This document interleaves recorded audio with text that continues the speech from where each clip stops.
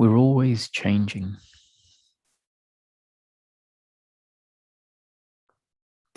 We're not changing because we change ourselves, but we're always changing.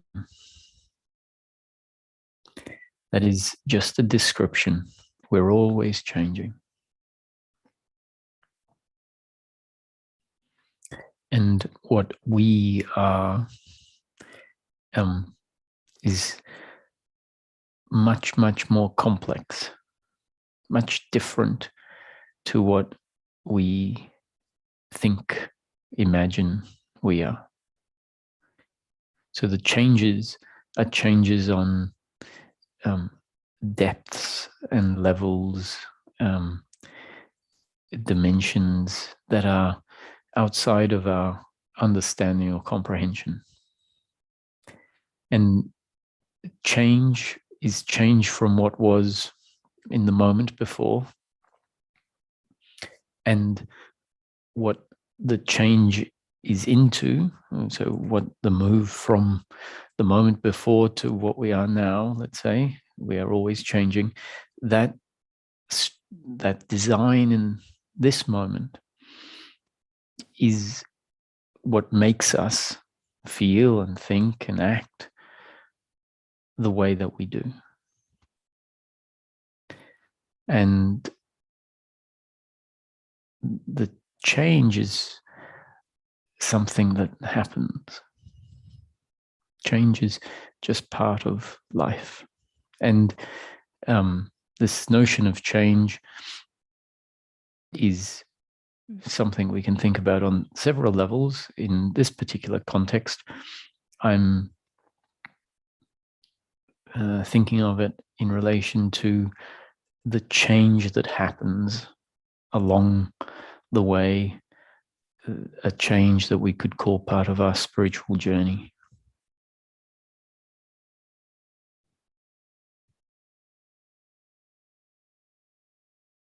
And I hope for many of you, the change is something you can recognize as having happened.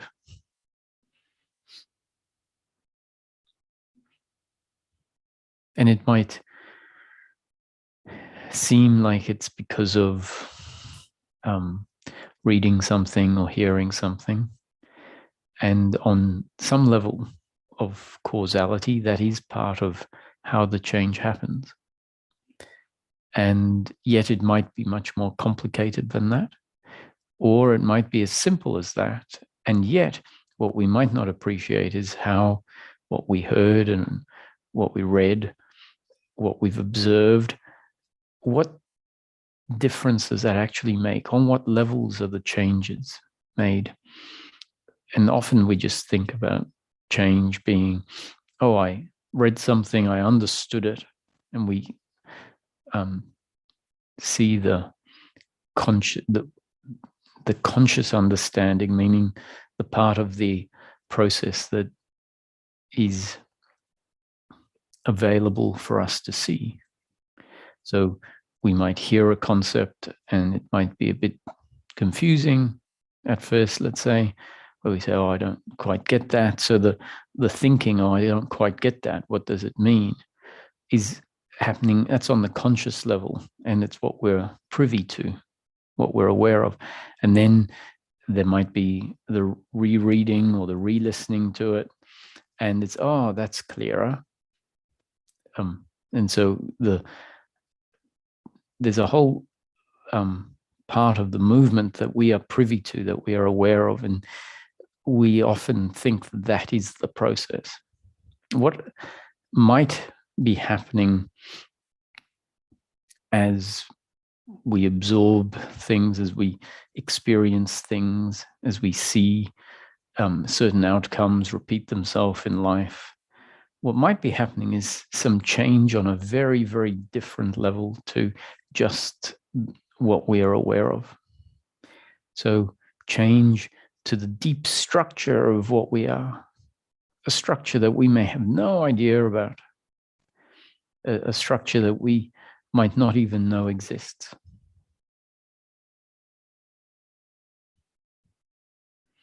And so the feelings that we have, the experience of life that we have, is a result, at least we can explain it on one level, is a result of this very deep, complex structure. So our experience of life is an outcome, essentially. It's a byproduct of something that we aren't in control of.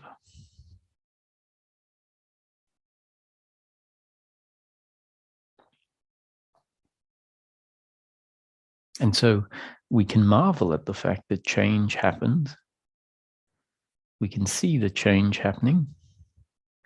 We can see that there is a different awareness of life, a different appreciation of the nature of the flow of life. Let's say the nature of the flow of life being sometimes pleasure and sometimes pain. We may see that our response to the pain may be one with more acceptance in it than before.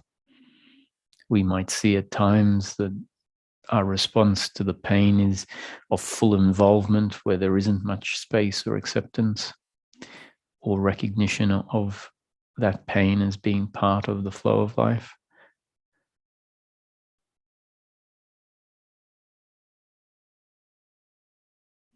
And all of that, whatever it happens to be, is the functioning of the deep structure. And so if we see this in play, then we know that the change is happening. We know it's a change on a level outside of our capacity to instruct.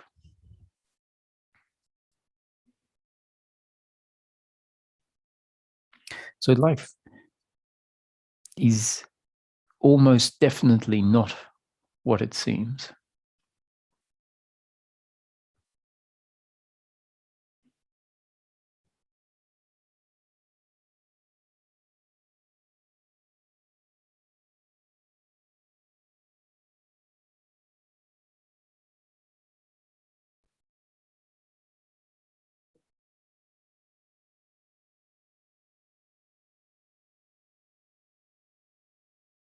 And yet here we are.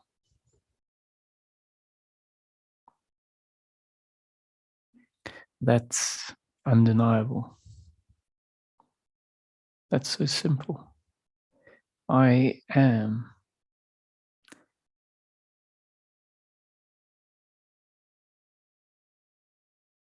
If attention lands on the very fact that life is a mystery, life will continue to be a mystery. And yet the undeniable is that in this moment I am.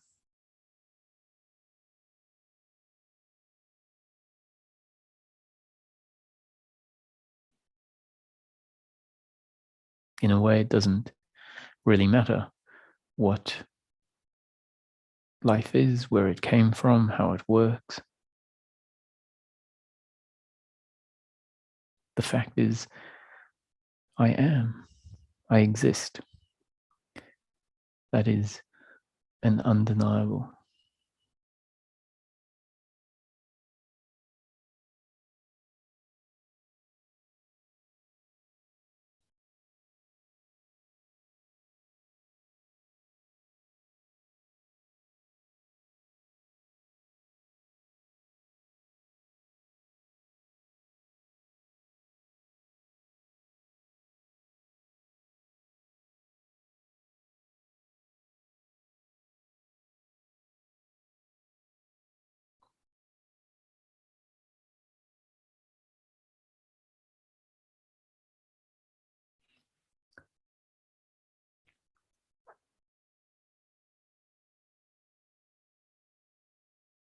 The paradox of life is something that we need to keep in mind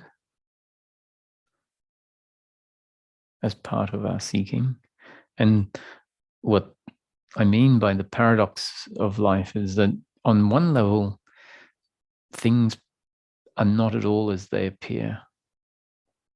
just like we are starting to understand quantum physics as one aspect of this paradox. Let's say we can see quantum physics and mechanical physics. Mechanical physics is talking about what appears, the physics of what is on the surface. And then quantum physics, which is something that scientists are starting to, just beginning to be able to investigate and appreciate, still not anywhere close to understanding it. But on that level of quantum physics, everything is different. Everything follows different rules. It's the physics of the very small.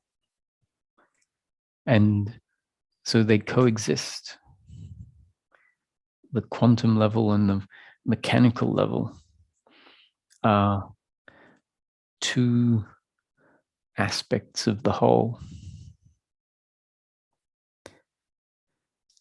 And so in our seeking, when we hear that life is not what it seems, that time is not real, that we are not the body and life is not of form, life is eternal and infinite and formless, all there is consciousness. Those descriptions are pointing to what lies beneath the appearance, what lies beneath the mechanical level, if you like. And that's not to say that that is the truth and this other side is not the truth. Just like it's not saying that quantum physics is the truth and mechanical physics is not the truth. They are equally as true and untrue as each other. They are two aspects of the whole. And it's not about separating them out, but seeing that paradox is the fact that what is made up of what we could call two parts, but it's not really two parts. It's the nature of what's here is made up of what we can call two parts, and those two parts may seem like they contradict each other. And so our thinking wants to decide which one is real. And it wants to separate and then pick. And if we can pull out and see these two aspects as the two aspects that make up the whole, and not find ourselves identified with one, meaning to no longer be able to see the other aspect. Now, if that happens or not is part of what we can call destiny. But it's interesting to talk about it, as it can, maybe the talking about it can be part of change. The talking is part of the change from the previous moment when the talking wasn't happening. Now it's happening, and who knows what comes next. So when we talk about this paradox in life, and especially when it comes to seeking, a lot of our seeking is about being pointed at what we don't already see. And so in a way, if we use the analogy of the mechanical physics and quantum physics, we're very familiar with the level of mechanical, the gross, the form, the duality, the causality, time-based existence. And so often we're pointed at the other. And in order to create a motivation, the other is said to be reality, and this is said to be the unreal or illusion. Simply for us to be able to, for awareness to move past what is obvious, move past what we have related to as the whole, whereas in fact it might be just one aspect of the whole. So teachings tend to work with the way the mind works and says, oh, you don't know the truth. And so we hear this and we think, oh, I want to know the truth. And then the teachings will give many descriptions and pointers to this other aspect. And in the case of seekers, that aspect is often seen. And the seeing of the different aspects of that other dimension present as awakenings or insights, aha moments, experiential to some extent. So we see it in a way that hasn't been seen before, where it sort of clicks, it makes sense. It is known directly rather than just an intellectual description or story. It's like, in a moment, and things are known differently. So that's the process of becoming more familiar with that which was previously unseen. And as that happens, because it hasn't been seen before, as it's seen, it feels like, oh, now this is the truth. And that's fine, because that's how the process works. And at some point, we it might occur to us, oh, even having seen behind the scenes, maybe, or below the surface, having felt connected to a part of ourself that is rooted in that other dimension that we could say there was a disconnection from before. The paradox means that we still have to live life as if. This theory of as if, is a very, very important theory in the process of integration after awakening. It's also very important to ensure that we don't get lost thinking that reality is not of this world. So the living as if is, let's say, after becoming aware of the aspect of ourself that is formless and is timeless. Being that, feeling that what I am is not of the dimension of form, that the essence of what I am is not of the dimension of form.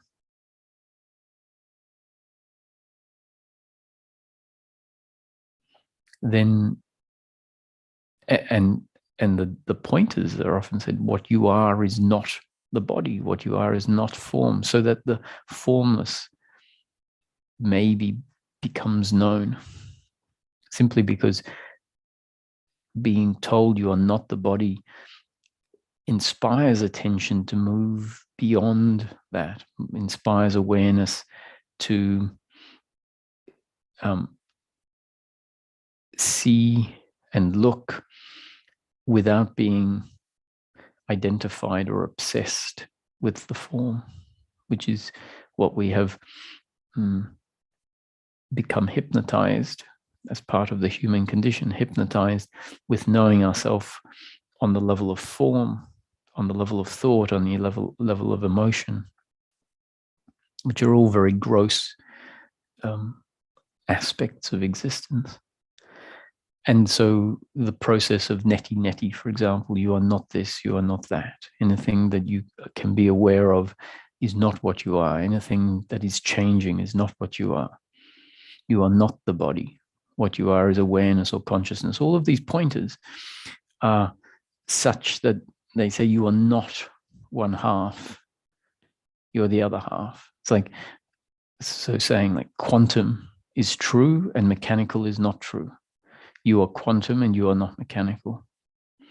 And after those teachings have done their job, they're very profound. Don't. I hope no one takes anything I'm saying as being a criticism of a teaching that says, for example, you're not the body. That is the methodology. That's what has to be done in order to break the fixation with one side of the coin. Once that has happened, then at some point we realize, oh, I am also the body.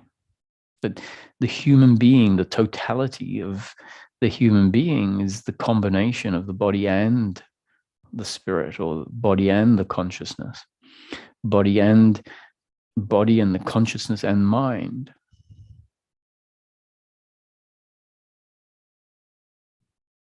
That we can't separate ourselves out. Without the body,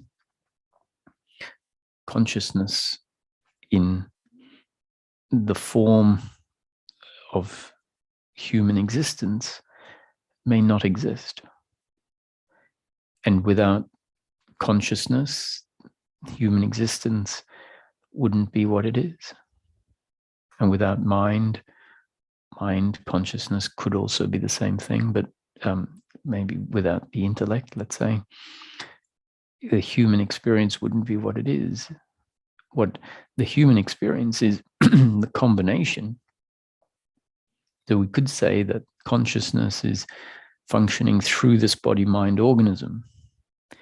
Consciousness is functioning through this instrument and having a conscious experience of life from this perspective. And then we can say, oh, I am consciousness. I am not the body. The body is just an instrument or a vehicle. And that is useful until at some point after the formless aspect of ourself, the consciousness has been recognized, we say, well, maybe this life is about experiencing life as a human being that is aware of both aspects of the human being. The body that participates on the level of form, and the consciousness that is crucial at being aware of that experience of form, and yet is grounded and is in and of itself beyond or prior to form.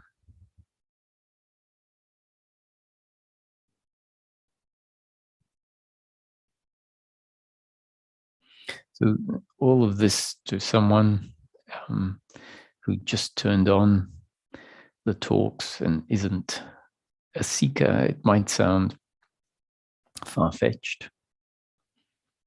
And that, we might, the notion that we are not the body or we are consciousness might sound like, new age crazy stuff.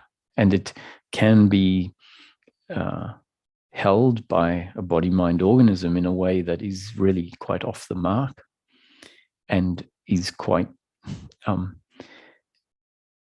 unbalanced or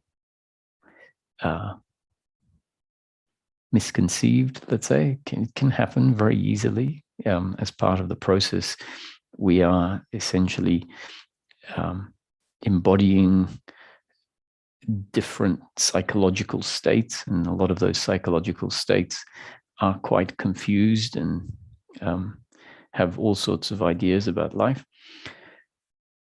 However, it's not all new age fanciful stuff, because if we want to keep ourselves rooted in, let's say, the world that we know, we can see that just through science that there is this whole dimension of quantum physics where everything functions differently. So to say, we are a human being and it is just simply as it appears, in itself is a conclusion that is not supported by all sorts of observations of how things actually work on the very small level.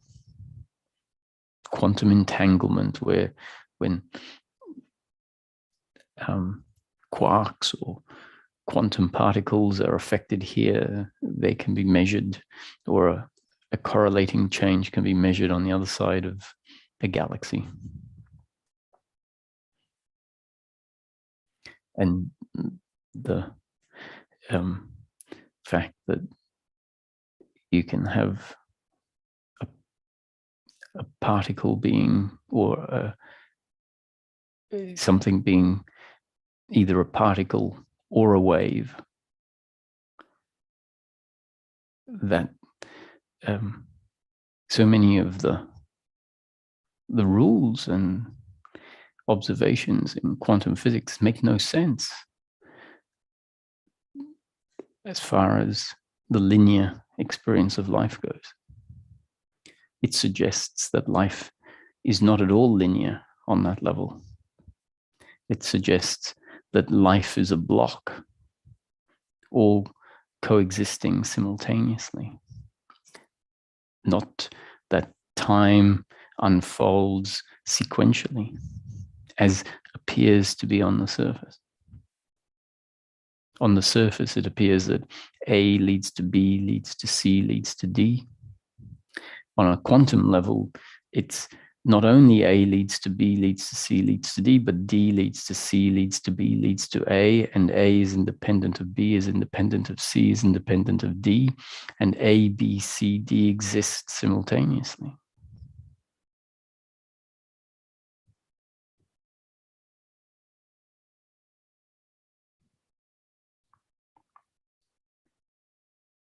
So this idea that life is not as it seems can be disruptive in a very useful way. Disruptive if we realize, oh, I'm living life again, having forgotten that life is not as it seems. And if we see that living life that way brings about an uncomfortableness, brings about identification with outcomes and with form, where we feel disconnected, then a remembering that life is a paradox. That what I am is both the form and the formless.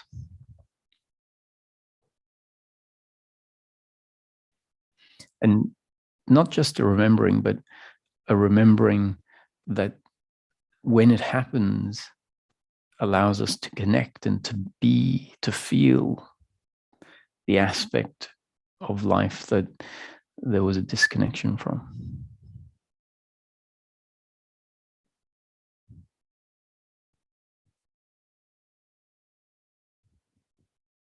You know, what we are on that level is, it exists now.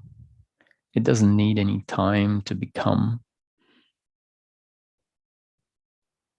It already is. And that aspect of ourself is self-content, self-confirming, self-evident, self-known.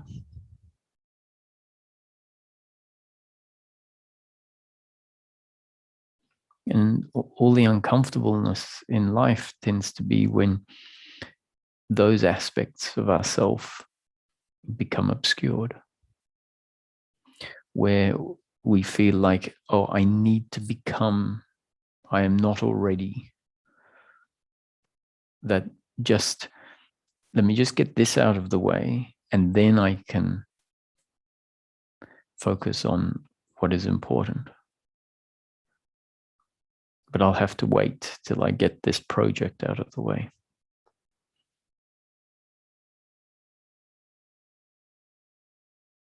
So that's a identification with outcomes in the future needing to become. And there's merit in functioning in life that way, but if it creates a disconnect from this other part of us, then it becomes problematic. So ideally, we awaken to the aspect I'm speaking about. A silence settles in, and not in a way that interferes with the efficient functioning of the other side of the coin, the simultaneously existing other side of the coin, which is the level of form.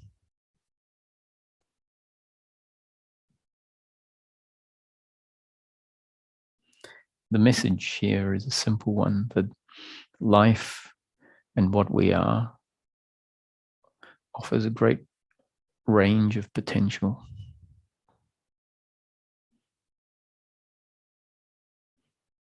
A range from intense suffering to the end of suffering.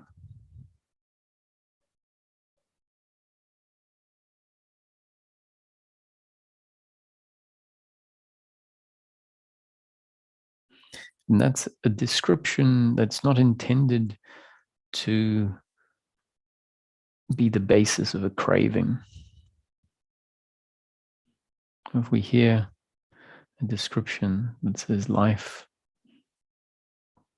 can present itself free of suffering,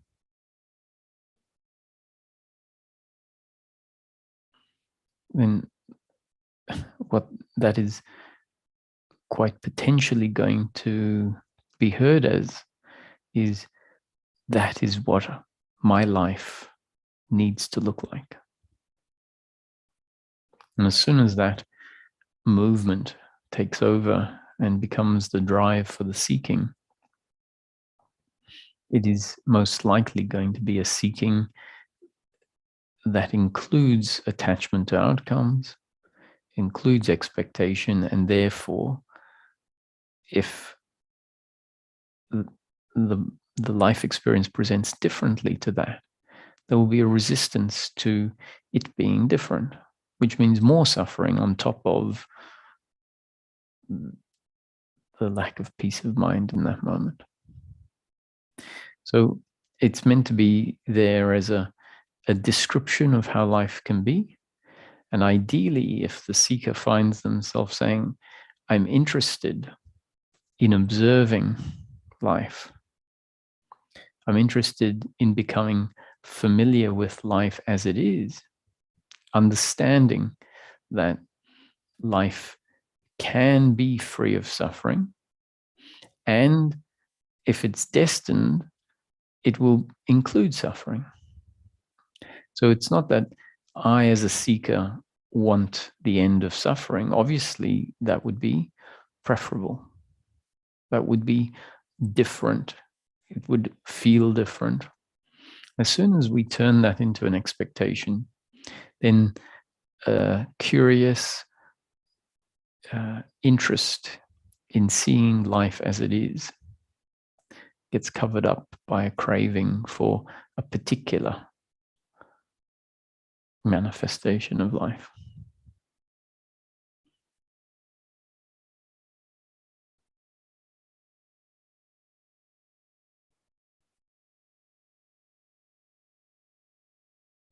And that might sound like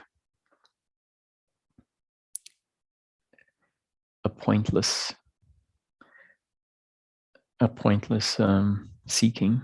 Someone might say, why am I seeking if I'm not going to get what I'm seeking?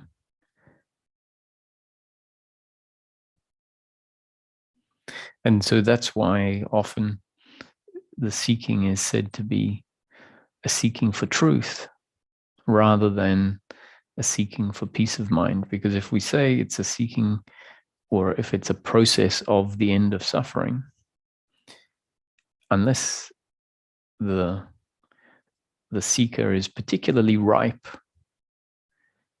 or clear in themselves as to what the different forms of suffering are, and sees the suffering of attachment and expectation, unless that's the case, then when we talk about peace of mind, the likelihood is it's going to be turned into an expectation. And expectation is one of the forms of suffering. And so the irony is the seeker wants peace of mind. And yet, when the seeking is happening with a craving for peace of mind, that very movement is the absence of peace of mind.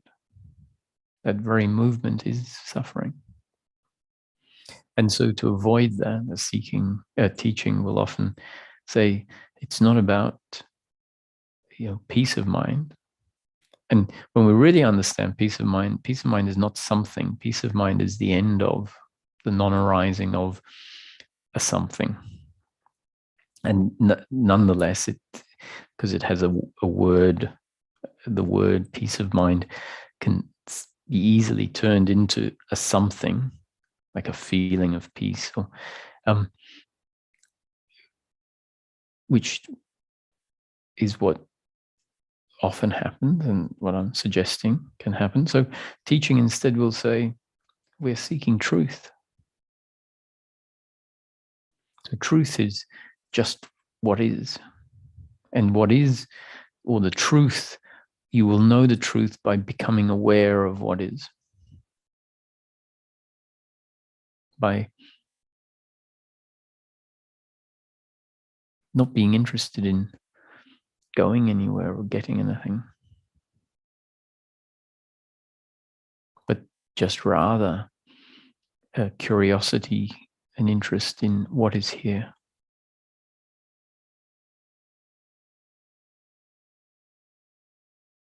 Who we really are.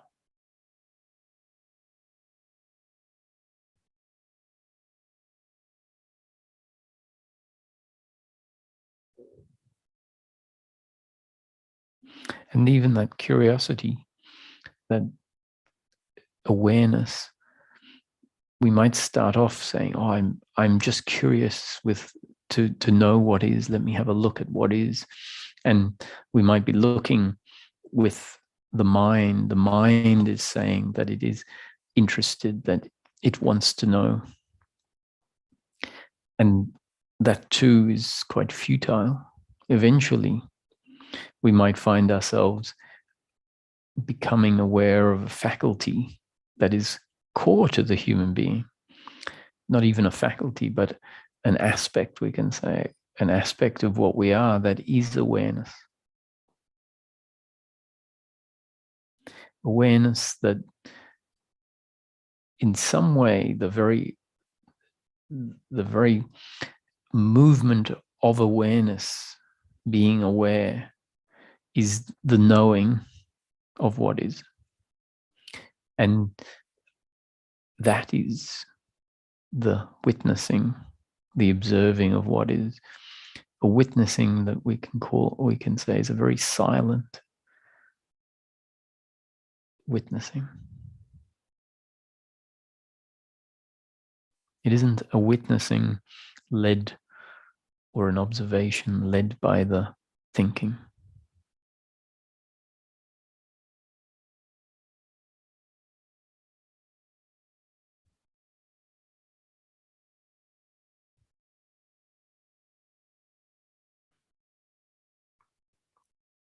So this could start off by just bringing attention to an object.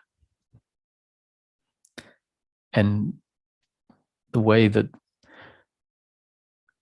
the human condition has developed is such that the seeing of the object is seen by a separate subject. And that separate subject is assumed to be the body. The body is aware of the object that is seen. And so with that deeply ingrained supposition, the experience is a certain way. And so we can't help but observe the object as something outside of what I am, separate from what I am, being seen at a distance from what I am. And so the sense of I is infused or lost and assumed to be the physical. The physical is seeing the other object. And it just requires some little tweaks to happen, not tweaks that we make happen, but in one particular moment of being aware of the object, it might dawn on us that it is not the body that is aware. It is not the thinking that is aware, but rather there is awareness. I am awareness, not I am as the body, but awareness independent of the body. Awareness that is prior to the body. And this might occur when the body is seen as an object, no different from the table or the chair or the tree or the other person. And what I am is the awareness, aware of all of the objects, including the body.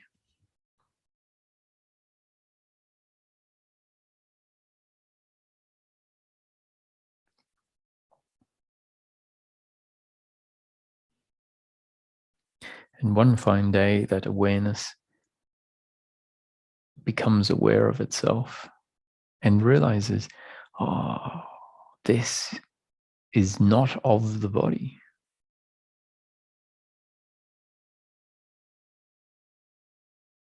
What is aware, which has always felt like the body is aware of the tree, the body is aware of the chair. What is aware is not of form. The body is form.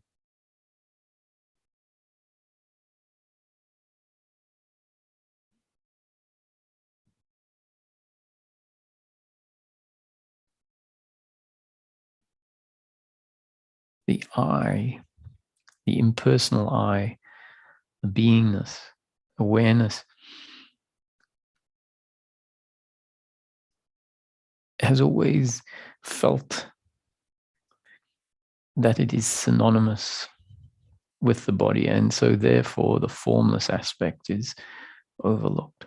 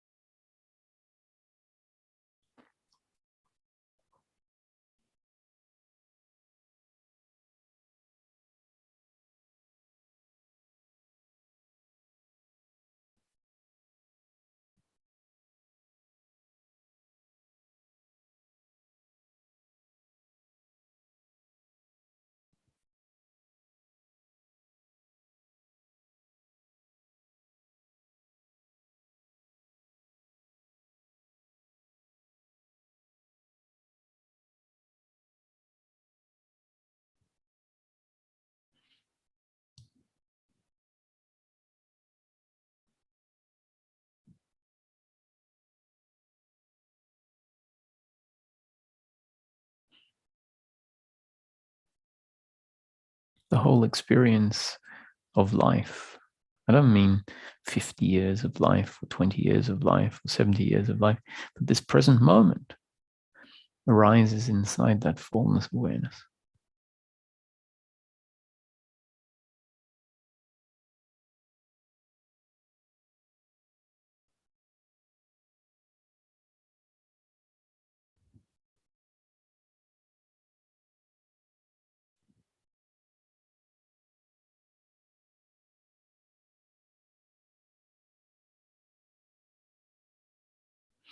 And there's a changelessness to that awareness, It's one of its aspects, that it is different in nature to what there has been a strong identification with. So when we know ourselves as the body, we know ourselves as something that is always in flux, becoming, changing, affected by circumstance in different ways. So some circumstances are pleasurable, some circumstances are painful, and we're essentially buffeted between the two extremes of pleasure and pain, depending on circumstance. And when a connection to this formless aspect of ourself takes place,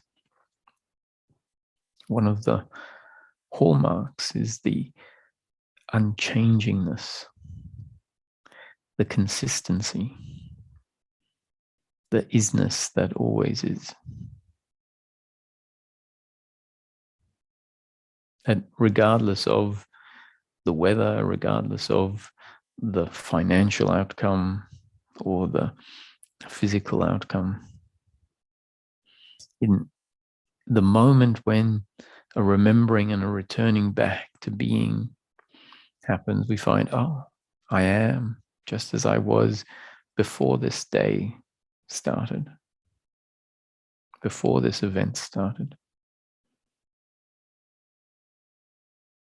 So if there was a connecting to that I am when we were 5 years old at our 5th birthday, for example, and we might have said, this is how I am at 5 years old. Let's say that awareness of self was there.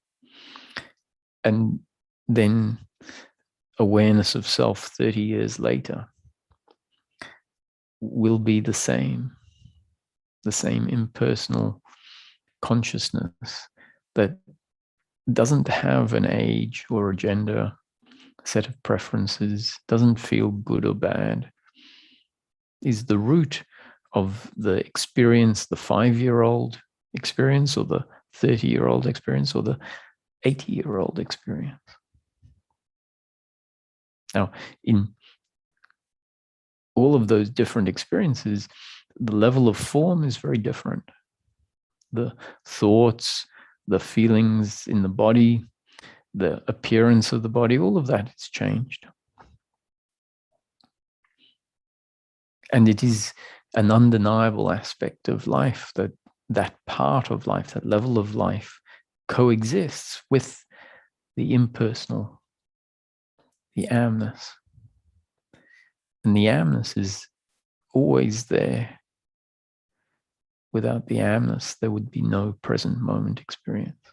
There would be no awareness of the 5-year-old birthday. There'd be no experience of being in this room now. So the amness is there, and if a connection to the essence, the part where the form is just like clothing, connection to the essence, we realize it doesn't change. And it is self-content.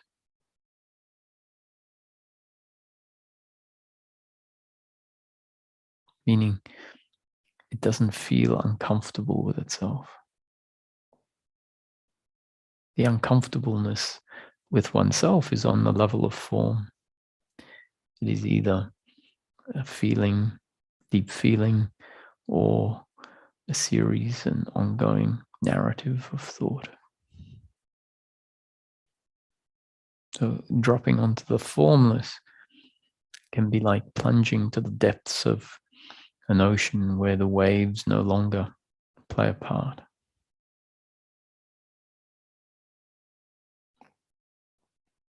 And as there's a stabilization in that, then the duality or the paradox of life can coexist, where there is awareness of the waves or the still surface, one or the other, whatever is part of the flow of life, and simultaneous to that, a deep appreciation and knowing of oneself at the level where we are untouched and self-content.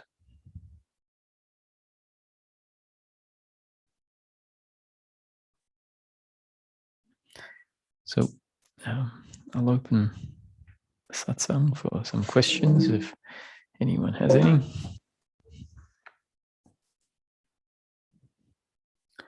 Cecilia.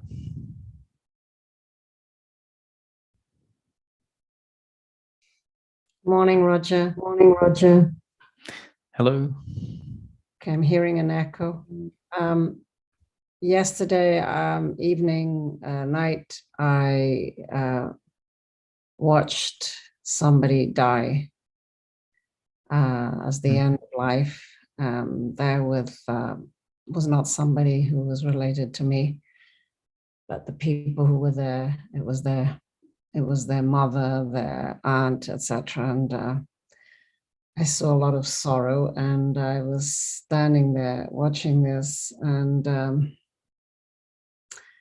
feeling compassion for those people. But at the same time, I couldn't help but feel that for her, it was such a liberation that being, that consciousness could now return to the universal consciousness or the source and be free. But it also sort of made me think and question, and I don't know if there's an answer to this at all. Why the arising in the first place? Why existence in the first place? Why the arising of form within that? What impetus? Is it a need to know itself? Maybe there is no answer to this question, but it made me wonder that, why all this? Like, why? There's lots of different answers that can be put forward. And the thing is, when we put forward an answer, it's not necessarily a universal truth answer. They are answers that, from a certain point of view or perspective, or in relation to a certain way of thinking, can be useful. So one of the reasons is why not, or one of the answers. We say, why does it manifest? And it's like, why not? It's obviously, it must be one of the options because it's happening. So can we have a good reason why not? And if not, then we can say, oh, well, why not manifest? We could say that source has to manifest. That is its nature. Its nature is potential creativity. And so if its nature is potential creativity, there is no option. It would be dead consciousness if it didn't. And because it does, then we can say, oh, its nature is potential creativity. And so the manifesting is, in a way, like our breathing. It could be that on the exhale, there is the manifest. And then the inhale is the return to nothing. And the next exhale is the manifest. So that's its nature. All right. Thank you. Thank you. Thank you. The topic of death is an interesting one. And I think means something very different when there is attachment, meaning when we know ourselves on the level of form. Death is a significant event that is interpreted as significant loss when we know ourselves on that level of form. So the death is the removal of a person that we might care for or love. And this notion of death includes our own death. It is the ultimate assault, let's say, on who we believe ourselves to be. And that is one of the liberations, coming to see life as an experience essentially happening in the present moment, that death is inevitable. Everyone is going to die. So all of our loved ones at some point will die. And it is a part of life. And the thing is, we tend not to be prepared for it. We tend not to be prepared for it because it is too challenging to our sense of self to consider and to sit with and to feel in a way that is different from the way one feels about it if we know ourselves purely on the level of the body. And so I think that's why death is so confronting to those that have lost someone. And it's completely understandable, but there is a different relationship to death. And you touched on it when you said there is a liberation, so that the person that has died is free, or rather the personal experience is no longer. And is that a tragedy?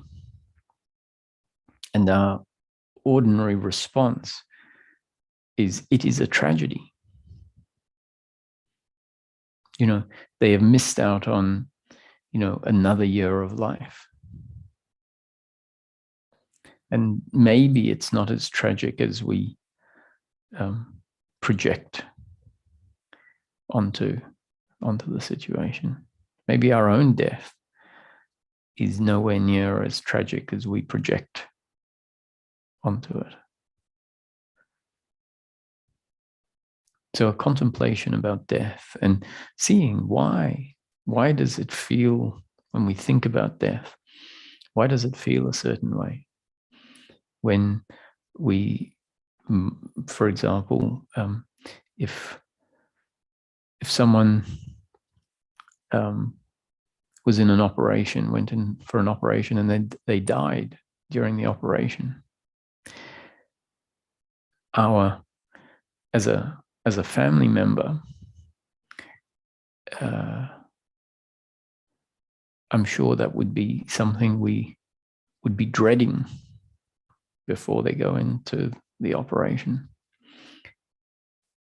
And in a way, it shows our dependency on the outside. And if someone died on the operating table, it's actually probably one of the most fortunate deaths, ways of dying. We often think, dying in our sleep would be such a godsend. You go to sleep, and assuming it's as we imagine, I can imagine some people who have died in their sleep, or what appears died in their sleep, may well have been in grips of fear while in the bed if there was a dying process, and then they're found dead in the bed, and it's like, they died in their sleep. Maybe it didn't quite happen like that. They just happen to die in the bed. If someone died in an operating situation, it's about as fortunate a death on one level. And this is a touchy subject, so I'm not trying to make it that death is irrelevant and that feelings of sadness and loss aren't going to happen. However, what is most often the way is that the sadness turns into grief. The loss feels like a loss of self.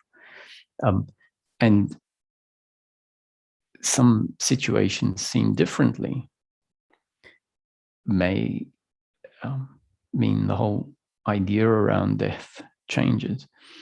So this point you brought up about, for the person, it's maybe not that bad an outcome, and yet we might say why are we sad? And part of the sadness, we might think, I'm sad for them. Then we might reconsider it and think maybe there's nothing for us to be sad about for them.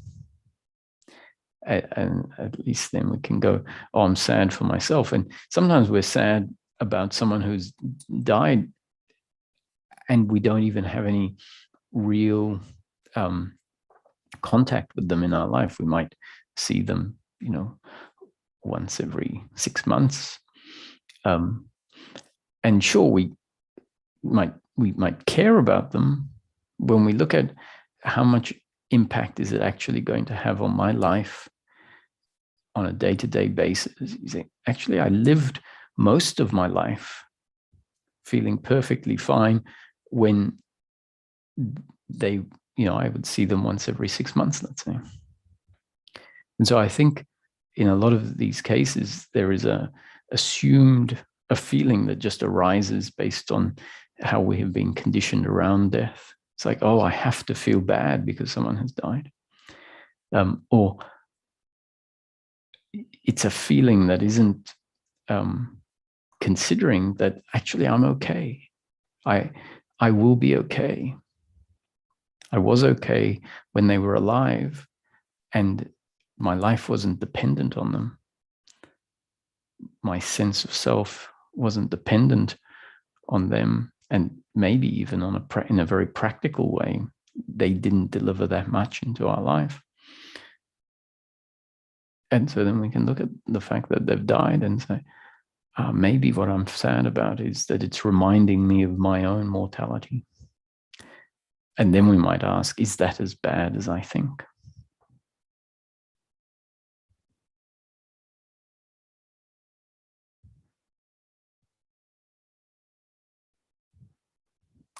Thanks, Cecilia.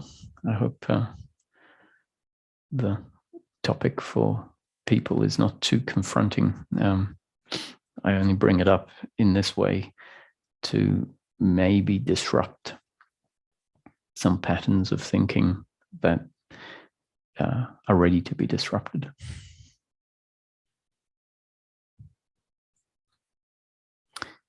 Hi, Jaroslav.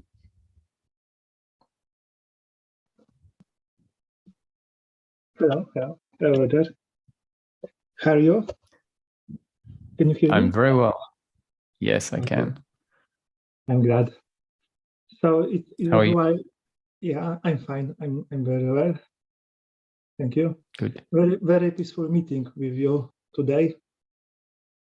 It's opportunity to drink in these still waters of being with you. So I'm glad about that. That you offer such opportunity to be with you. You're welcome. So yeah, I'm just like want to some talk with you because I want to practice my English, and I know you are from Australia, so it's occasion, and I am like in this area as well as you, like interested, familiar. Yeah, I'm curious after your liberation to the whole, I suppose. Yes, I know. So that how is your life like the relative like day to day from this happening? How I'm curious how it looks like. What's your like typical doings, habits? Do you like care? I can say that during your talk you care about what you say, how you say, and but do you care like for the relative stuff still, or and who is caring who is caring about this if caring happen? Yes. So Yeah, I think it's a good question, and the answer is quite, in a way, simple. Whether I can portray it or convey the simplicity of it, I don't know. But I would say when I look at my experience of life and circumstance, is that I live as a human being, as an embodied human being, meaning, from a practical point of view, the body is very much the vehicle through which consciousness is aware of life. So it's from the point of view of this body that there is the Roger experience. And I will talk to people as if I am this human being, and I will fix problems or try to fix problems. And there will be things that don't work out and things that work out. There's the shopping to do, and going to restaurants and watching television, sitting in the garden, just normal things that are available to everyone. So, and I don't think it's about the content. So whether I like being out in nature or whether I enjoy being in a city, that part is not what changes. So I would say I live as an ordinary human being. And what fascinates me is that I will look back on a day after it has happened, and for that matter, look back on a week, look back on a month, and say, oh, and there wasn't any uncomfortableness with myself or with others, which really means a whole range of feelings and thinking patterns that used to happen don't happen. They have been obliterated, annihilated from the functioning of the body. Now, why that answer can be complicated, because someone might imagine all sorts of functions as being annihilated. And in fact, it's a very particular range of feelings and thoughts that has been annihilated. And other than that, and only when I think about it and say, oh, when I notice that there hasn't been any uncomfortableness during the day, no boredom, no regret about the past, no blame and turning something over about, or jealousy about another person. Those feelings are not there. But do I think about what I need to buy at the shops? Yes. Do I think, oh, this was a really nice meal? Can I differentiate between one meal and another meal? Yes. Do I prefer certain temperatures, weather conditions? Yes. If I am working out in the garden and I hit my finger, does it hurt and can I get annoyed at that? Yes. But it doesn't ever turn into an uncomfortableness where I just say, and I just, why am I alive? That there's a layer that is not there. Okay.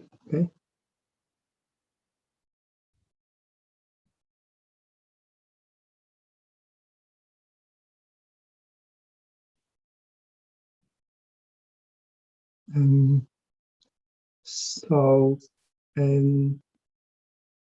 but you said that you engage, like you watch the television, and do you like engage in this activity like maybe for fun, which like is in this motion of strengthens of the separate self, like the ego, because sometimes people like they play the game to like build the ego, and like they talk like that they are separate, and do you like, for you it's like you like removed from this activity, or you even can be like calm with this game of separateness, like I'm you I hope you understand what I want to say, that or you yeah, it's just Yeah. So I enjoy. I will watch a documentary or a movie, or listen to music because I enjoy it. And the same with, if I feel like going out to have a coffee, I will go out because I enjoy it. And I can understand that often we are driven to engage in certain activities because we are going to get something on the level of our identity. And I think it's fair to say that the motivation that I see in my life isn't because I'm going to get something on the level of an identity, but rather because it is enjoyable. It is what I feel like. If I feel tired, I lie down because I'm feeling tired. And so if someone were to say, oh, you can go to this place and these people will be there, in the past maybe, or if an identity was there, it would say, oh, I need to go because something good might happen, for something that will boost my identity, let's say. And nowadays, if I'm tired, that identity won't take over, or really the motivation from the identity point of view isn't there. So then it's like, oh no, I'm tired, so I'm going to rest. And I guess one way of describing it is it's just much more authentic. It feels more authentic because it's not a strategy. It's not living life strategically trying to get something for the sense of self, because what we could call the true self feels already complete. And so then the movement is simply, what do I feel like doing? Yes, Roger. So when life brings some uncomfortable feelings, like in the body, like maybe some for a while, some pain, some like contraction, and so you don't judge this experience. You just are with them. You like conscious about them, and it's like the same like the pleasure. Like you don't want to like differentiate that this is like bad and the previous one, the pleasure one, is better. Just to like, okay, now it's time for this, and you make room for the maybe not so pleasure one experience. Yeah, I don't even think that there needs to be, like, I know that pleasure is better on a level of pleasure, but I know that better, or what feels nicer, what is my preference, I can hold preference with discernment rather than judgment, which means, yes, this meal is better than that meal. but understanding that the flow of life is going to be sometimes pleasure and sometimes pain. And so knowing that the flow of life is this continuous movement of circumstance, then attitudinally, when my back is hurting, for example, it's just, live according to the circumstance, which means, maybe less activity that day. Maybe there's no potential for less activity. And so there needs to be activity because certain things need to be done. And there's back pain. And what I find is that a narrative about that doesn't happen. So, a narrative. So you carry zero image about yourself, what you want to like become, because now you feel like it's nothing to go to like to become like something different. You don't feel like you should something, shouldn't. It's like you connected here now, and from this place you want to, you just, it's happening, life is happening. Yeah, putting it into words is hard in a way, but I think one way, like what you said, is there isn't an identity trying to become something. So I know that tomorrow will happen. And biologically, the body will respond to the circumstance.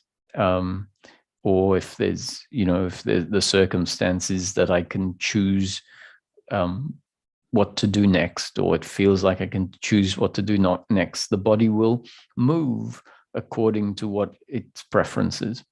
So I know tomorrow will take care of itself, and just like today took care of itself.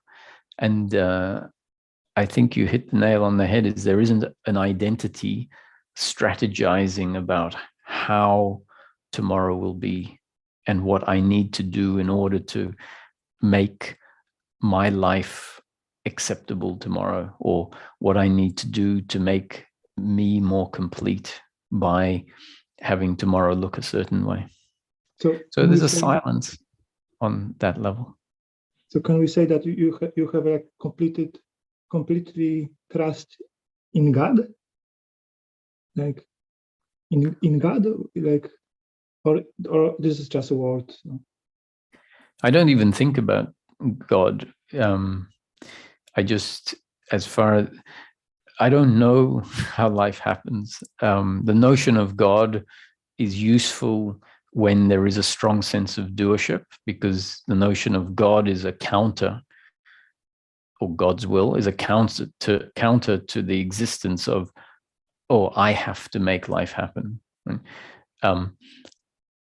And even the need of God, or the notion of God, I think falls away, because I just know life continues to happen and I don't need to make it happen. It's going to, it is there each moment. So not even a question of trusting in God. It is the absence of trusting in myself and the absence of trusting in God.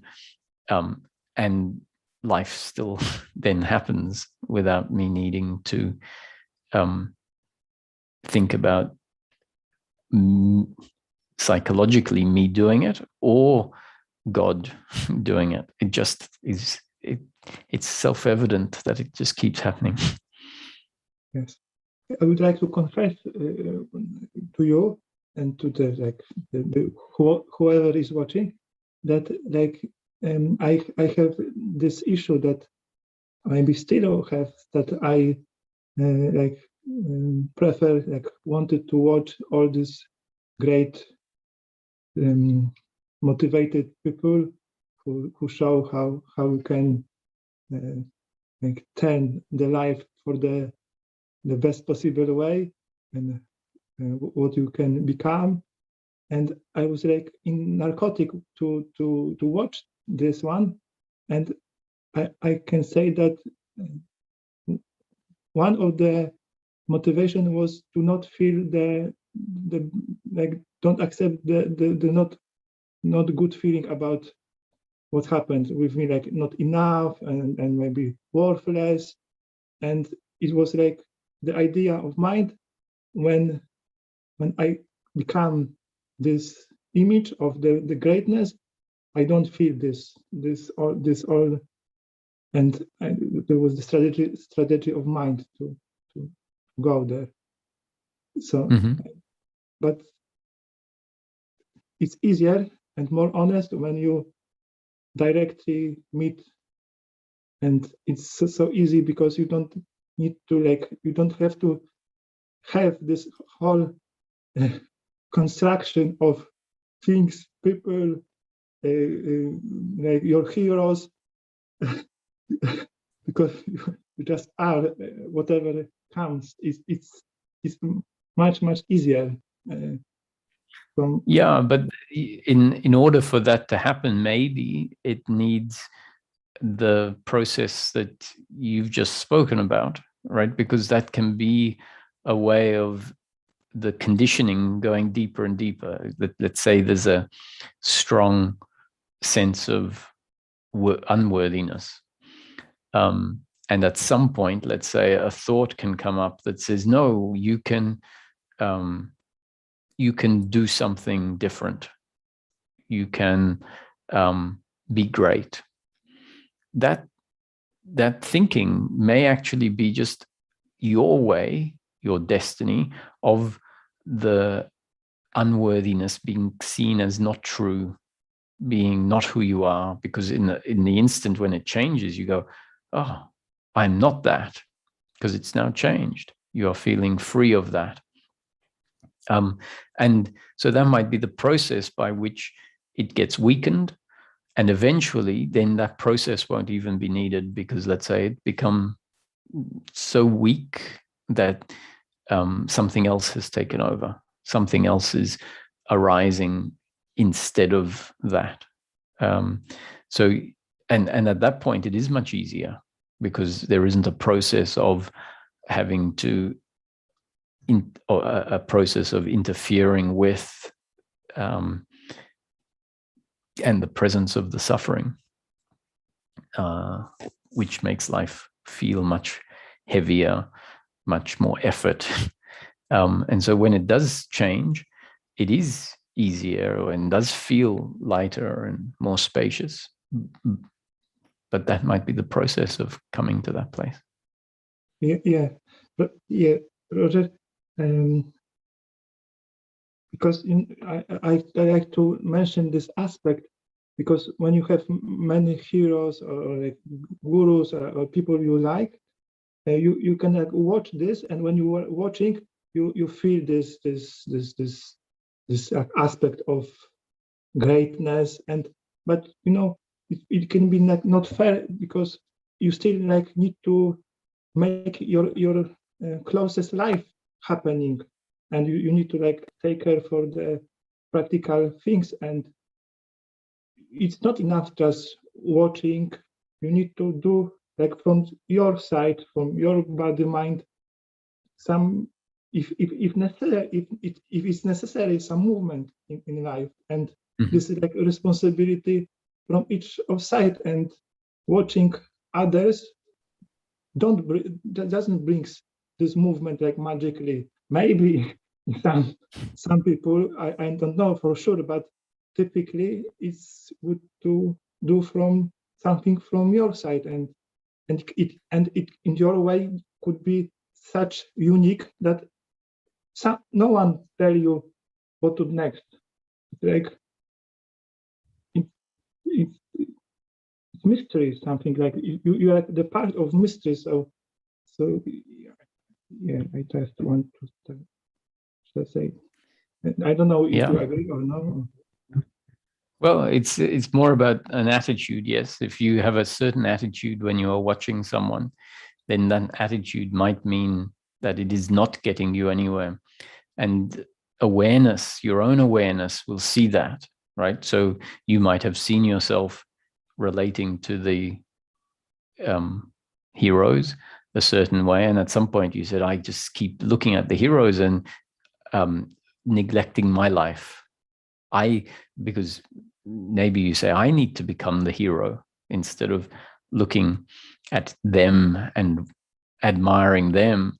They are just a reflection of me, but in order for me to be a hero, I need to stand up. Let's say at some point you stand up, that metaphorically, for yourself. That standing up comes after a period where you realize, oh, I'm watching them stand up all the time, and I am sitting down. I'm sitting down watching them standing up. And so in that moment, there is awareness of the fact, hey, I need to be the one standing up. They're showing me that you can stand up. And at that moment, the understanding has gone deeper. And so this is the magical process that, we tend to get stuck or be hearing things in a way that is not as useful. And even that can become very useful at getting us to move on to the next phase, which might be, more close to the attitude that we need, or bringing about certain circumstantial changes that will deliver more and more of our destiny, our process. So I keep coming back to it, we don't need to worry about the process. If we had to control it, we'd mess it up. The truth is that the process is happening. The very fact that you might be sitting here listening to this, no one needs to do anything more. This is the process of life. Life is always delivering new conditioning. And then on this very deep level that I spoke about at the beginning of the satsang, change is happening. So often someone says, oh, now what do I need to do after hearing the talk? I go, that's it. The talk was heard. The changes have been made, and then they will manifest. And tomorrow life will deliver something again, something new, and the changes will happen. And over time, the change will probably become more significant and more noticeable. And that's how life happens. Yes. Thank you, Roger. One last case. Maybe, do you agree that the motion of, yes, I'll be some philosophical now, in religious way. So do you agree that the motion of evil, devil is the one, the blamer, the one who is blame, is going to give you the blame thought, they create this, I don't know how to describe, entity or whatever. It creates the separateness. It's I think the notion of the devil is just because we have a notion of God. God is good and the devil is bad. Okay. I think life is just unfolding. We have temptations, or some people have a more tendency to do what we might call evil things. And in order to explain or to try and understand why that happens, humans have come up with the notion, oh, the devil is influencing them. And I think another way we can look at it is that everyone is just unique according to their genes and up-to-date conditioning, and they'll function exactly the way they'll function. So I don't think we need a notion of a devil. And if it helps, then who knows? It might be useful. Yeah. Okay. So thanks, Jaroslav. Yeah. So I thank you, Robert, for the meeting, for connection. Yes, wish you a good day, and wish you me and yourself, to you, and also me, to not give your power away. if not if you don't want, and the right proportion. But from my side, because I intend to remember that balance is good thing. So, yeah. Take care, my friend. Yeah. Thank you, Jaroslav. Hi, Terence. Hi, Roger. Yeah, I had a question with respect to, I guess, getting to know that dimension of the human being that's consciousness or awareness. And it seems that a lot of spiritual traditions emphasize, getting into the body. You have all the yoga practices and all that. And I was wondering, for people who've had trauma or PTSD, that's often can be quite a I don't know, violent experience uh, or whatnot. And I was wondering how much of a barrier is that to getting to know that dimension of the human being, and do those, so if there's like childhood trauma issues, typically do those need to get resolved first before that dimension of the human can be fully recognized and appreciated? And and if so, like uh, how would you recommend going about doing that? Yeah, I don't think there's a universal truth. I have seen people who have very strong identity, and usually strong identity means very strong feelings of fear, and coming into the body makes those much stronger. And so sometimes there's those particular people have a habit or have become very good at dissociating from the body, because it is so confronting to actually come into the body. And I have seen people over an extended period of time who have that condition, and yet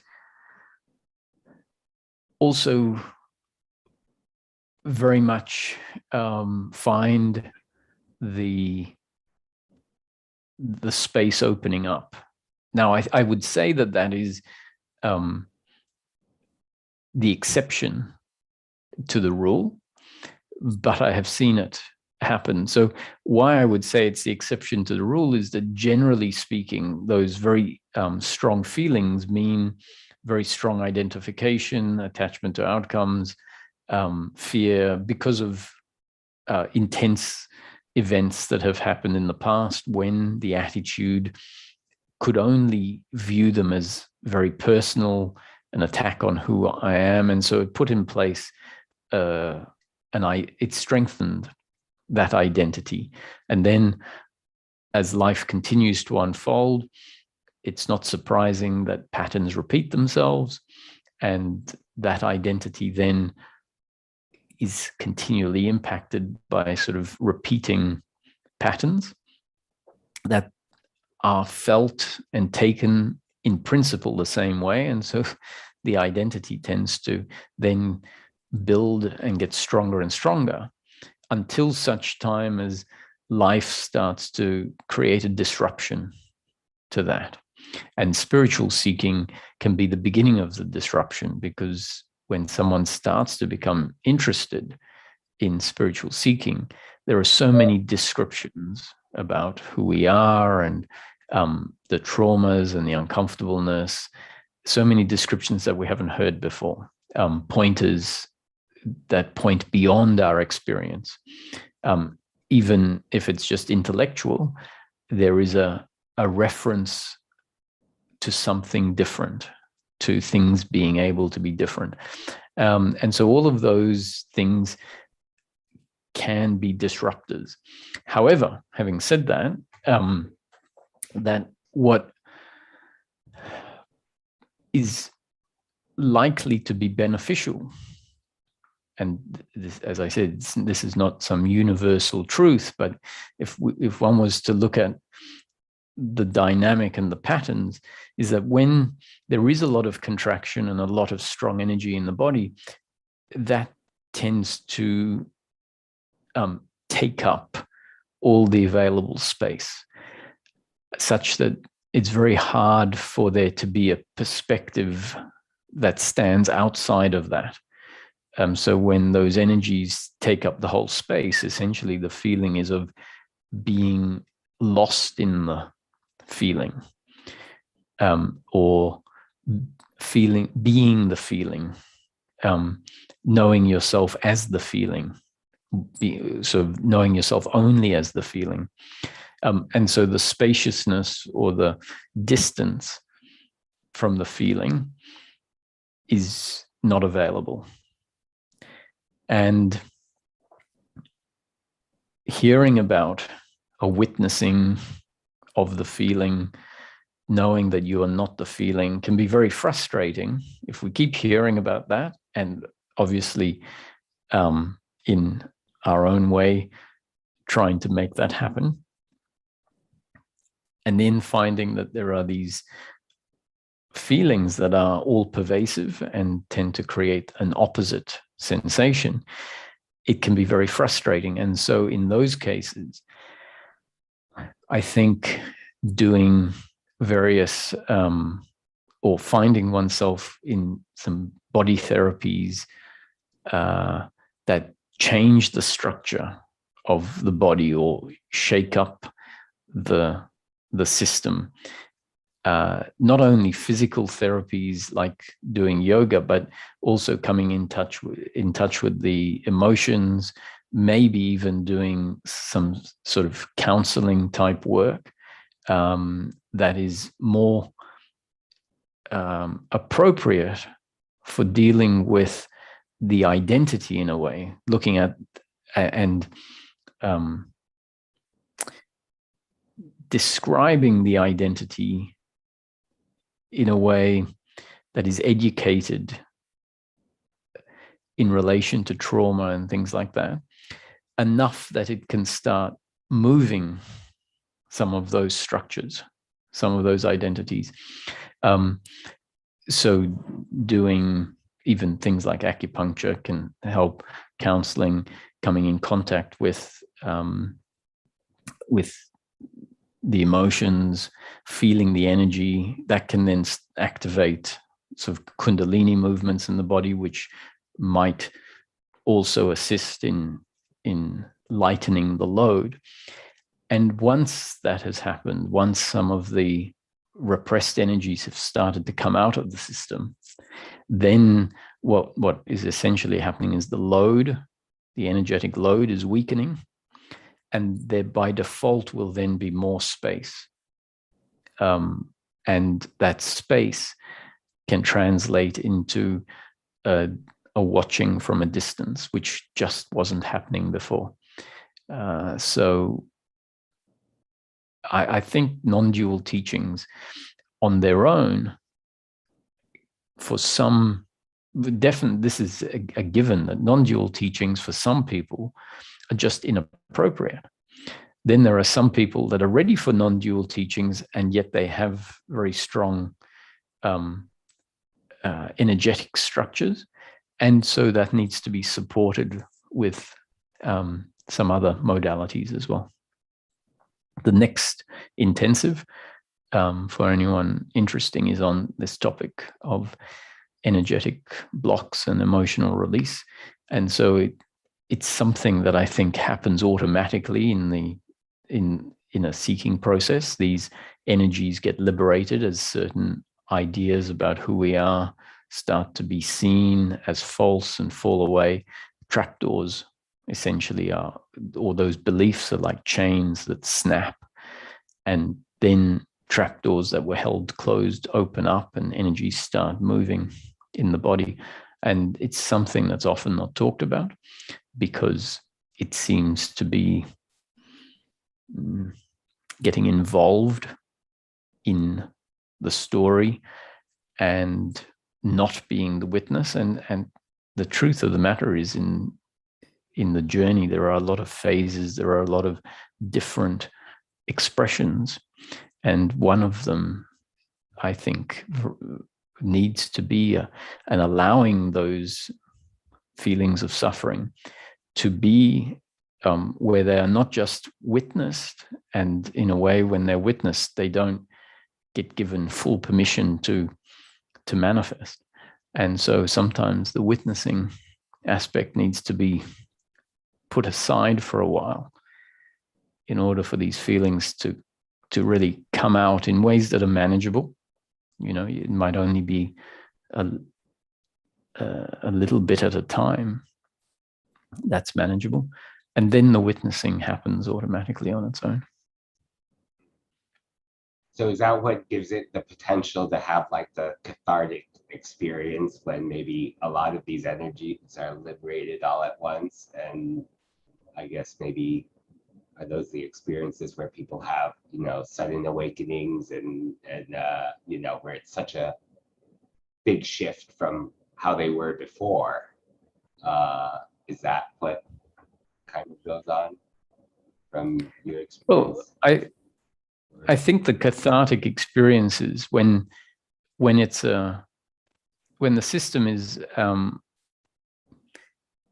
what's the word, conditioned, I guess, or prone, not primed, when the system is primed to allow a release to happen in a way where it is a true release, which really in my mind means where we understand that life is really not personal, where we understand it, or we are coming to understand it. And we also appreciate that life was taken very personally by our structure in the past.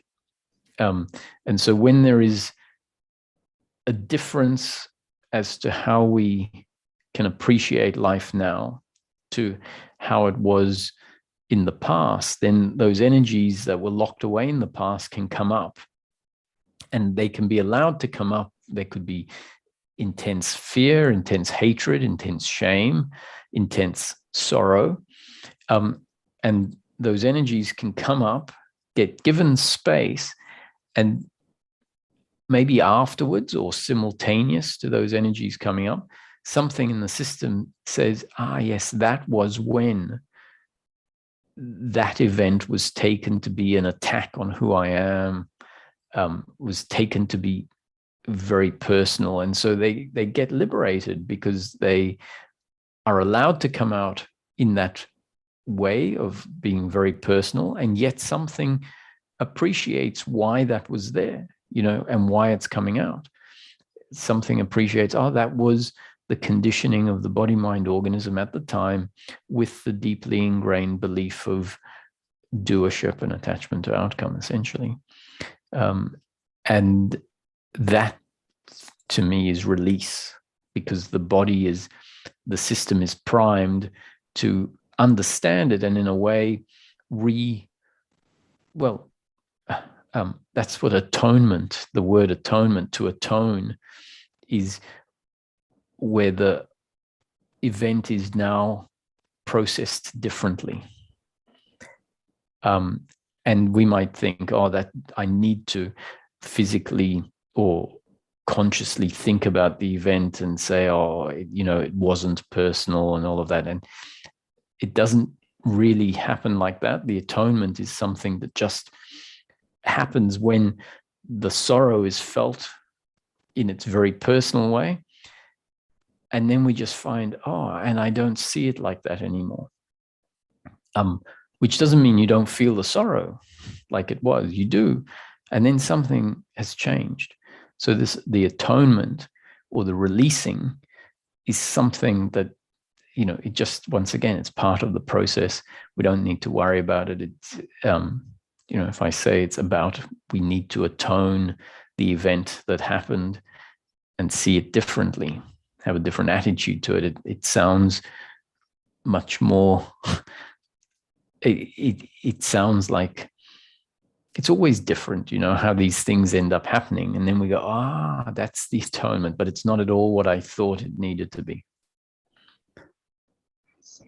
Is that the difference? Is that what they mean when, you hear people talk, the word embodiment is thrown about so loosely and oftentimes with different meanings, but is that what is meant by like the more embodied approach, where you're really kind of getting into the body, as opposed to like the head awareness type approaches where just being in your head, you can still sort of recognize this awareness kind of thing and totally sort of bypassing the whole body part of it. And Yeah. can you get liberation? That can liberation still be achieved that way? Or I guess everyone's I talking think, about the embodied approach more, I suppose. Does this make sense? yeah, I think there's different blockages in different areas of our system. And so the transcendent approach often opens up the blockages up on this level. And so let's say you can just talk in chakras. Your third eye chakra can sort of be blocked, where we don't see a bigger picture, don't see from outside, see the whole.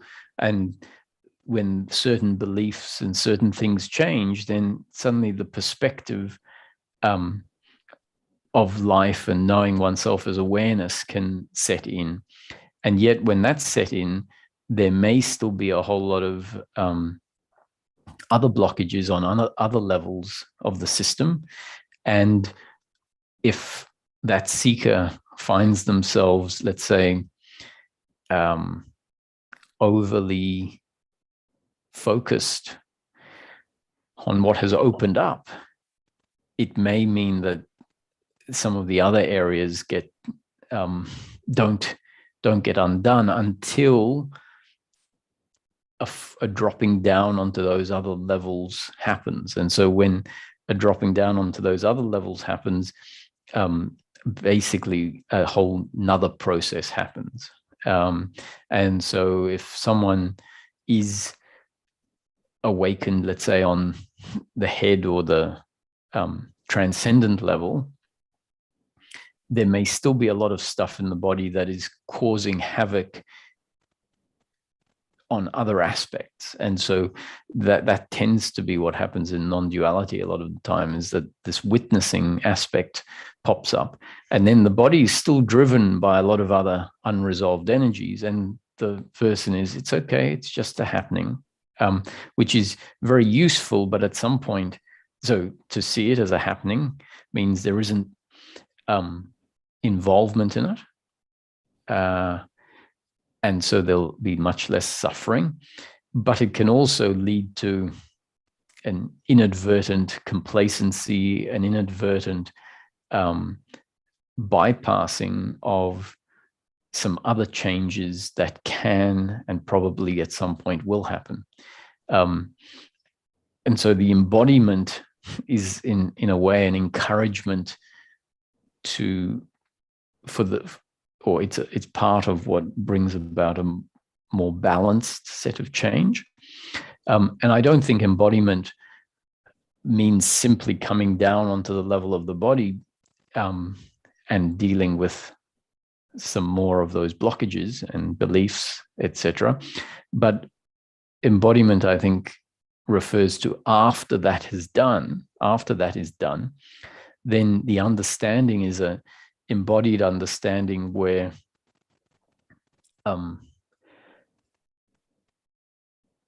lot of the identity, or all of the identity, has been flushed out of the system. And then it's not something that you have to think about or do. It's just you wake up and it is that way, right?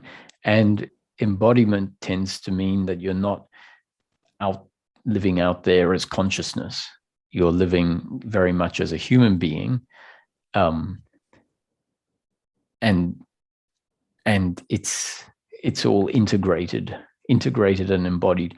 And until it's embodied, then usually there's a disconnect. Let's say we know ourselves as mind, but we are not the body. And so integration and embodiment, I think, means bringing clarity, or cleaning out on several layers, and then allowing us to know ourselves as a a whole that is made up of all of those levels that has been cleared out. I see. Yeah, I guess that makes, yeah, that's a good clarification about the embodiment things. So you wouldn't consider liberation to be until those things still in the body are released. Like that wouldn't, until that happens, you wouldn't be liberated or free of suffering. Yeah, you wouldn't be completely free. So you would be free of the suffering that used to be part of the area that has been liberated. So there will be a degree of freedom, and that can be more than enough, really. In practice, it's like it would be, someone would say that was that freedom, the liberation that happened on that level, was enough, because it basically means that when there's a witnessing of the remaining suffering, there's so much less involvement in it, that the remaining suffering is so much less intense. The truth is there's probably quite a lot of flip-flopping when there's a liberation on one level and not on the other. There will be a lot of flip-flopping. So even though someone might remember the times when there was a witnessing of the suffering and it was not so intense, their memory might forget the times when they go into flop and the suffering is very intense. And so they remember and will talk about that which changed, which is, there's this witnessing of suffering. And who cares that there is suffering, because there is no one who is suffering. There is just suffering arising, for example. And that's all well and good, except in the flops. And in the flops, even that witnessing tends to fade away. And then maybe someone doesn't flop anymore and there is always a witnessing. And so they say there's always a witnessing. And so there isn't a problem, really. However, I would say that if there is primary suffering arising that is then witnessed, I agree it feels much less intense. And that is not happening to me. And yet there is still primary suffering, which means it isn't the end of suffering. And the process in time will probably undo the primary suffering as well. And once that is undone, then you look back and go, there was stuff. The process was still ongoing. I don't think the process actually ends. The process of the end of suffering can end, I think, or rather suffering the dynamics of suffering can dissolve such that they don't happen, but there's always more. As long as we're alive, I think the process continues. I think the ego likes the idea that a process ends, because then it can say, I've got that. I think when the ego isn't driving the show, then realistically we just say, I don't think life is a process. Life, it never ends. And there's no one there to care that life is a process. So I think that's the more balanced approach, is to say life is process. So yeah, until all the levels are cleared out, I think we would say that there is still suffering arising, and so that isn't liberation from suffering. And this is referred to in a book called Tripurahasya, which is one of the scriptures, I think, Indian scriptures, and it talks about liberation from the jnana, on the jnana path, and it refers to 3 levels of enlightenment. And the final level of enlightenment is where the person becomes a very ordinary person living ordinary life. And one of the earlier levels of enlightenment is where the person knows themselves as consciousness and awareness, and is essentially not integrated into being the body. And so in the third level, they say, that person becomes very unnoticeable in a way. They're very ordinary. I see. Okay, thanks a lot, Raj. I'm really looking forward to this month's intensive. It's the one I've been waiting for. So thank you. Good. Yeah, I'll see you there. See you. Hi, Harleen.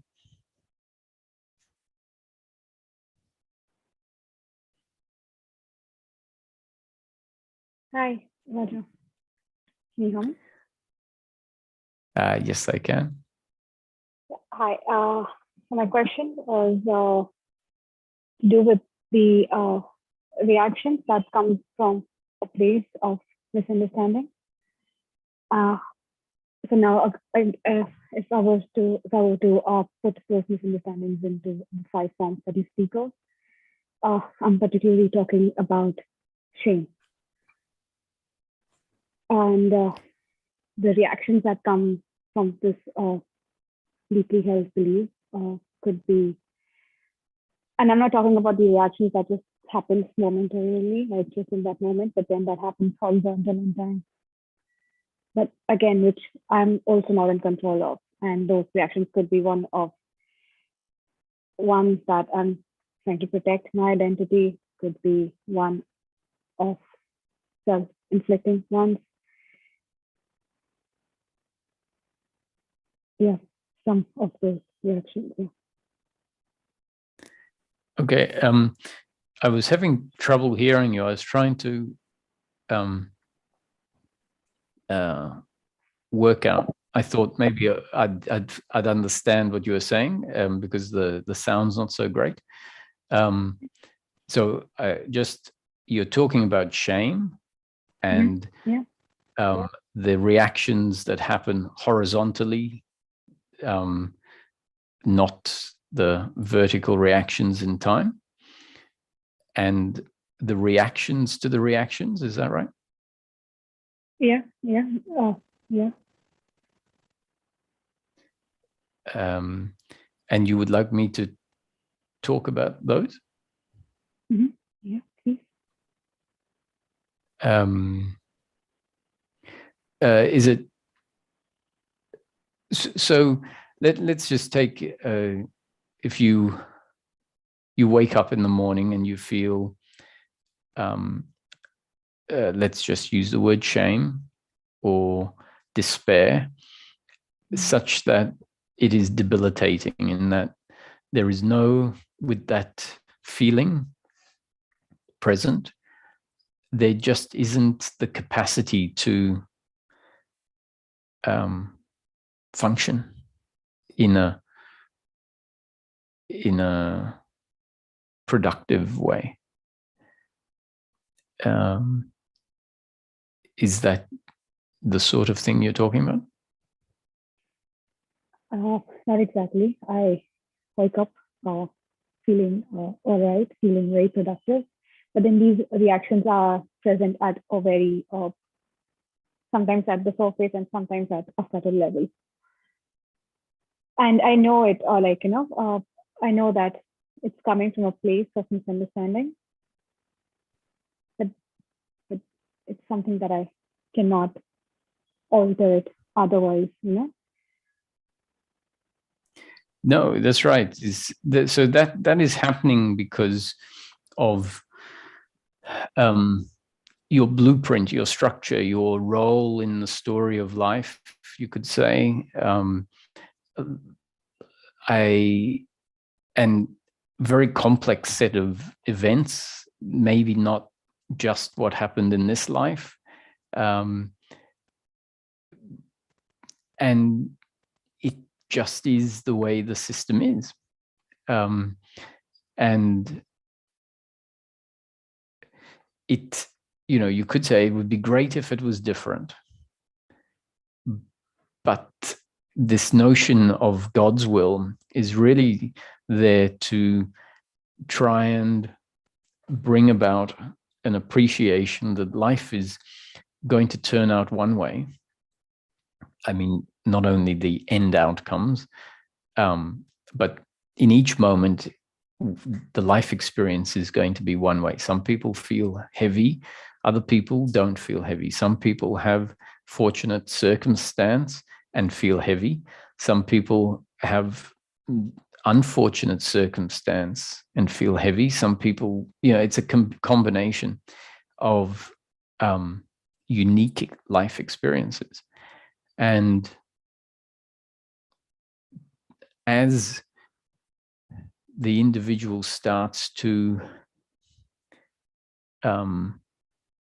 become more and more informed of the fact that your experience is not your doing. Your experience is not something you need to be overly concerned with in the sense of how do I change it? In fact, the attitude and the relationship to how do I change it tends to create more involvement, more uncomfortableness. And so I guess this is the same theme that we spoke about last time, which is, I think the most useful thing that can happen is where an understanding that says, this is what is happening. This is the experience in this moment. So it's not going to feel comfortable. It's going to be that uncomfortable feeling. And previously, there was no space, no attitude of, well, this is life.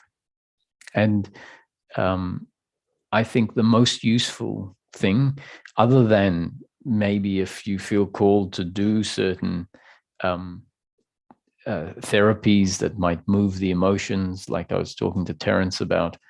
So if any of that comes in your path, then I think that could be useful. I don't know what your destiny is. And so I always suggest do what you feel like, do what feels right. So if someone says, is it worthwhile me,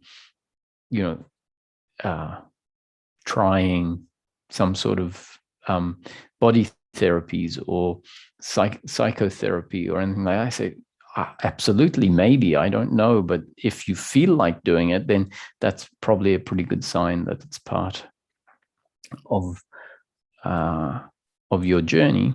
And try it and see what happens. And then if it delivers good things, then you'll have a motivation to carry on, which means it's your destiny to carry on. And if it doesn't deliver useful things or it doesn't feel right, then in any moment you're free to do what you feel like in that moment.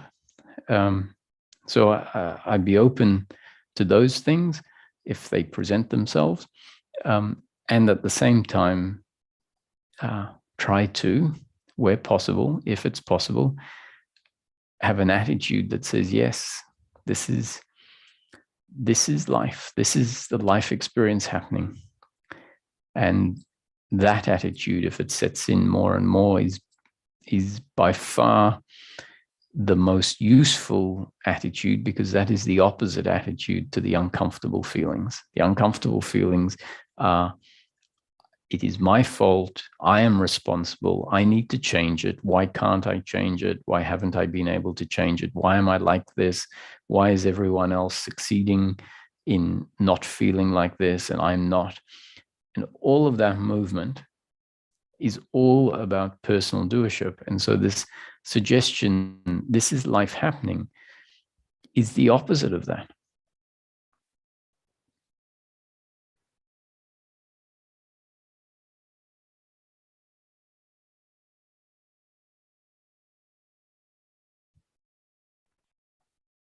Yeah, sure. that you had mentioned this the previous time as well, that the best thing to do is to watch and not to expect it to be otherwise. Because then that just adds another layer. I can't wake up, I mean, I can't have my week pass by thinking that the next week is going to be better. And this sort of feelings wouldn't be there. That's sort of not, that can't happen.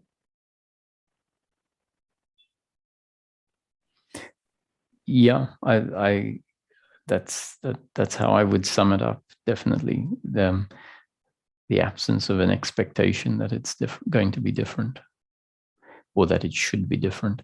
Now, that's obviously that I'm not saying that's what you should do, because the truth is that that's also not something that we can do. But if you see that is starting to happen, then I would be very encouraged by that, because it means that's not you doing it, that is it happening. And so if it's happening, that is the journey happening in the right direction.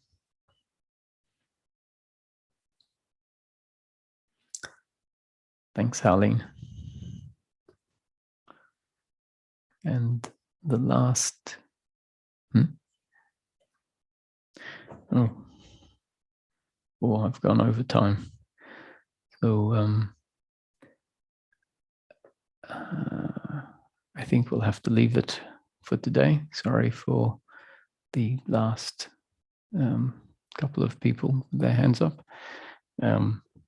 Hopefully we can have a chat next time. Thank you, everyone.